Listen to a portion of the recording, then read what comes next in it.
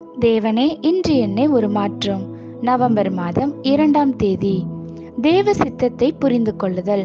யோவான் 7:17.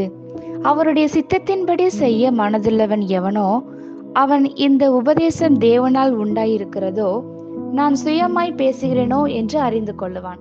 விசுவாசிகளில் அநேகருக்கு இருக்கும் ஒரு பெரிய பிரச்சனை என்னவென்றால், தேவ சித்தத்தை அறிந்து கொள்வது எப்படி, யாரிடம் கேட்பது?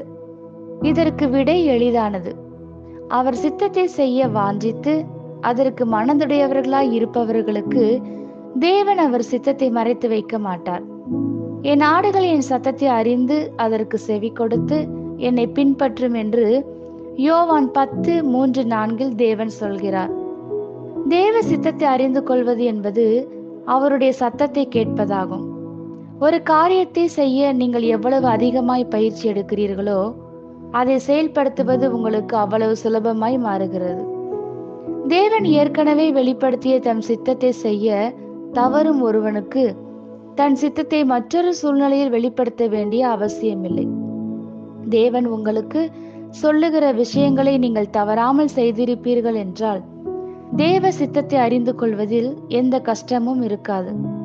ஏனெனில் அவர் குரலை நீங்கள் முன்னரே கேட்டு பழகிவிட்டீர்கள். அவரின் சத்தம் எப்படி இருக்கும் என்று உங்களுக்கு தெரியும். ஆனால் முன்பு அவர் சத்தத்தை கேட்டு அறிந்தும் அதன்படி செய்யாமல் இருந்திருப்பீர்கள் என்றால் அவர் சித்தத்தை அறிந்து கொள்வதில் நீங்கள் மிகவும் சிரமப்படுவீர்கள். தேவன் உங்களுக்கு ஏற்கனவே வெளிப்படுத்தியுள்ள காரியங்களில் முழுமையாக கீழ்ப்படிய இன்று ஒரு தீர்மானம் எடுங்கள்.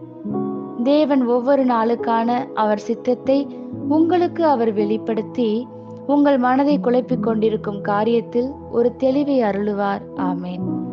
இந்த வார்த்தைகளினால் நீங்கள் ஆசீர்வதிக்கப்பட்டீர்கள் என்று நாங்கள் நம்புகிறோம்.